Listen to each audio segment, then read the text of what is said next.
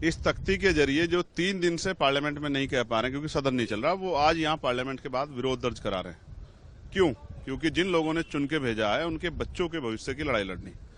शिक्षा के लिए बाबा साहब अम्बेडकर ने कहा, शिक्षा शेरनी का वो दूध है जो पिएगा वो दहाड़ेगा। उनको ने अपने पहले नारे में शिक्षित बनने कहा, लेकिन सरकार शिक्षा के अधिकार को छीन रही है। 27,000 स्कूल बंद किए जा रहे हैं उत्तर प्रदेश में, 10,000 से ज्यादा बंद किए छत्तीसगढ़ में, मध्य प्रदेश में बंद कर दिए, राजस्थान में, सभी सरकारें कर रही। मैं पूछना चाहता हूं कि शिक्षा छीन कर क्या करना चाहते हो? स्कूल जाएगा दूर तो बच्चे बनेंगे मजदूर।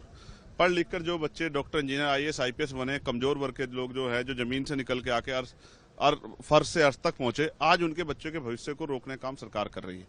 ये स्कूल नहीं बंद किए जा रहे, गरीबों के बच्चों के भविष्य को छीनने का प्रयास किया जा रहा है, इसलिए हम लोग विरोध दर्ज करा रहे हैं। आप ये कह रहे हैं कि सदन चल नहीं पा रहा है, इसलिए मैं अपनी बात उठा नहीं पा रहा। यस। तो सवाल तो सरकार भी ये कह रही है कि विपक्ष सदन चलाने ही नहीं दे रहे। SIR के मुद्दे को लेकर रोज विपक्ष यहाँ पर। मैं तो चाहता हूँ SIR पे चर्चा हो।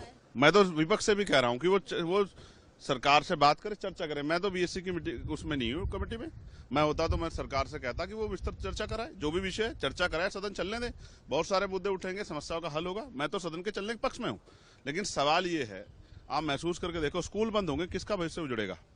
गरीबों का। 50 बच्चों का भविष्य आप कह रहे हैं कि 50 से कम को बंद करेंगे।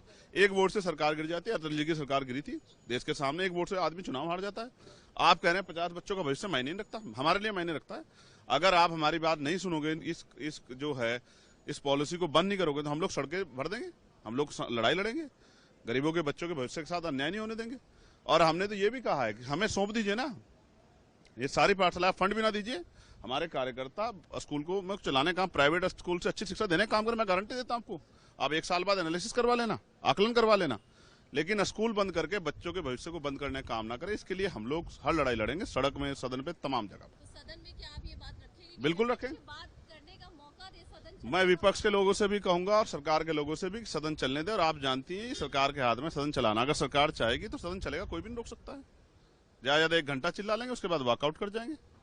तो आप भी जानते हैं और क्या हो रहा है, कौन नहीं चलने दे रहा है, कौन चलने दे रहा है। मैं तो चाहता हूं चलेंगे तो मुद्दों पे चर्चा होगी।